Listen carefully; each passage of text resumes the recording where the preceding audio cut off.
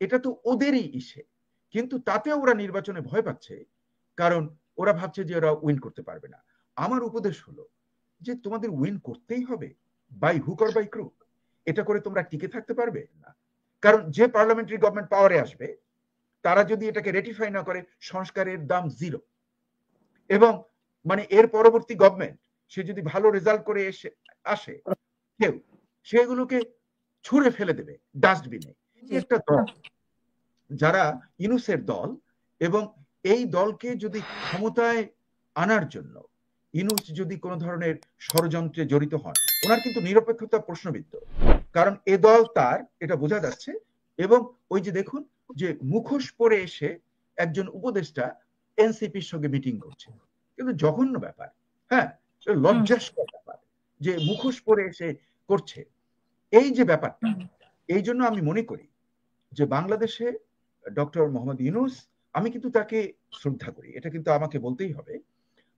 আমি তার যে ক্ষুদ্র ঋণে উনি যে মানে অ্যাওয়ার্ডটা পেয়েছেন, নোবেল প্রাইজ, সেটার জন্য আমি কিন্তু এখনো দারুণ মানে পুলকিত এবং আনন্দিত।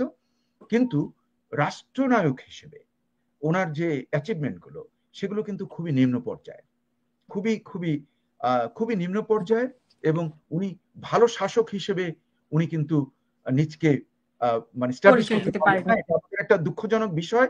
এবং আমি মনে করি যে আমরা যদি চাই, বাংলাদেশের জনগণ যদি চায় গণতন্ত্র, তাহলে গণতন্ত্রের প্রধান উপাদান হলে নির্বাচন।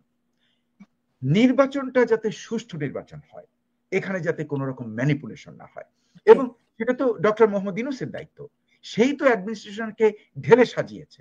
আপনি লক্ষ্য করে দেখুন, এই যে ডিসি, তারপরে যে বিভিন্ন পদগুলো, হ্যাঁ, পুলিশ চিফ, বিভিন্ন জেলা এবং উপজেলাতে, এগুলো কারা করেছে, অ্যাপয়েন্টমেন্ট দিয়েছে? এটা তো এনসিপি দিয়েছে।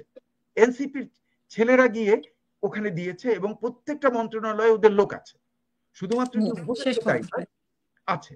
কাজেই এটা তো ওদেরই ইসে, কিন্তু তাতে ওরা নির্বাচনে ভয় পাচ্ছে, কারণ ওরা ভাবছে যে ওরা উইন করতে পারবে না। আমার উপদেশ হলো যে তোমাদের উইন করতেই হবে, by hook or by crook. এটা করে তোমরা টিকে থাকতে পারবে। আমি এক্সাম্পল দেব যে পাকিস্তানে একবার নির্বাচনকে ম্যানিপুলেট করেছিল জুলফিকার আলী ভুট্টো, আমার মনে আছে, করে সে কিন্তু অ্যাভালেন্স ভিক্টরিতে উইন করেছিল। আমি তখন ছাত্র যুক্তরাষ্ট্রে, এবং আমার ওই টেলিভিশন প্রোগ্রামটা আমি দেখছিলাম, এবং জিয়াউল হক তার সামনে পিয়নরা যেমন বসে থাকে ওরকম বসে ইন্টারভিউ দিয়েছিল। তার কয়দিন পরেই ভুট্টো শেষ, এবং পরে তার মৃত্যুদণ্ড। কাজে আমি মানে আমি ডক্টর ইউনূসকে তার প্রতি আমার করজোরে প্রার্থনা যে আপনি আপনার যে সুনাম যেটা আছে, এটাকে আপনি ভুলুণ্ঠিত করবেন না। কারণ বাংলাদেশে আপনি নির্বাচন দিয়ে দেন, সুষ্ঠু নির্বাচন দেন, এবং জনগণ যদি আপনার দলকে, এনসিপি কে পছন্দ করে, ওদের ম্যানিফেস্টো যদি পছন্দ করে, ওদের রিফর্ম যদি পছন্দ করে, তাহলে ওদেরকে নির্বাচিত করবে। জামাতেরটা যদি পছন্দ করে, জামাতকে নির্বাচিত করবে, জামাতকে নির্বাচন দিবে। অসংখ্য ধন্যবাদ। বিএনপি কে যদি পছন্দ করে, বিএনপি কে নির্বাচিত করবে। এমন মানে বামপন্থীদেরকে যদি পছন্দ করে, ওদেরকে নির্বাচিত করে। জনসাধারণকে তাদের মতামত প্রকাশের আপনি সুযোগ দিয়ে দেন।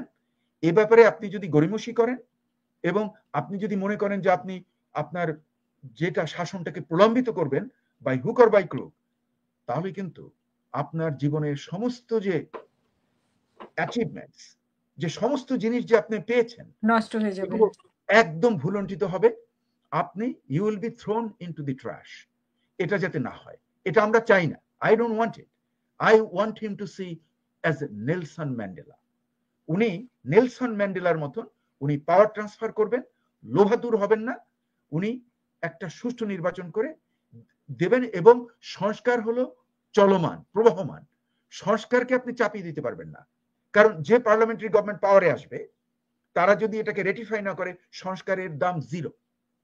এবং মানে এর পরবর্তী গভর্নমেন্ট সে যদি ভালো রেজাল্ট করে আসে, কেউ সেগুলোকে ছুঁড়ে ফেলে দেবে ডাস্টবিনে। কাজে কোনোদিন সংস্কারকে ইম্পোজ করা যায় না।